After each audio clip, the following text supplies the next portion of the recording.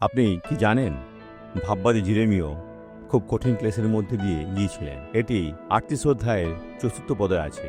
তখন অধ্যক্ষগণ রাজাকে কহিলেন, এ ব্যক্তির প্রাণদণ্ড করিতে আজ্ঞা হোক, কেননা এ লোকের কাছে এই প্রকার কথা বলিয়া এই নগরে অবশিষ্ট যোদ্ধাদের হস্ত ও প্রজা সকলের হস্ত দুর্বল করিতেছে।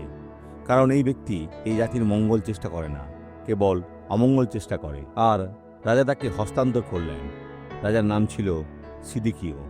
সে জিরেমীয়কে তার হাতে তুলে দিল এবং তারা তাকে কারাগারে আটকে রাখল। তারা তাকে হত্যা করতে চেয়েছিল। দেখো, ঈশ্বর তাকে রক্ষা করেছিলেন এবং এটা ঘটেনি। এই পৃথিবীতে দুষ্ট মানুষ আছে, কখনো কখনো এমনকি ঈশ্বরের ঘরেও। যত্ন নিন। এখন প্রার্থনা করি। পিতা, আমরা প্রার্থনা করি আমি আর এই ব্যক্তি, যাদের হৃদয়ে মন্দতা আছে, তাদের সকলের জন্য, যারা বিচ্ছিন্ন শিশু। হে ঈশ্বর, তোমার দ্বারা তিরস্কার প্রাপ্ত হও এবং এ ব্যক্তিকে রক্ষা করো। আমি সকলকে আশীর্বাদ করি যিশুর নামে, আমেন।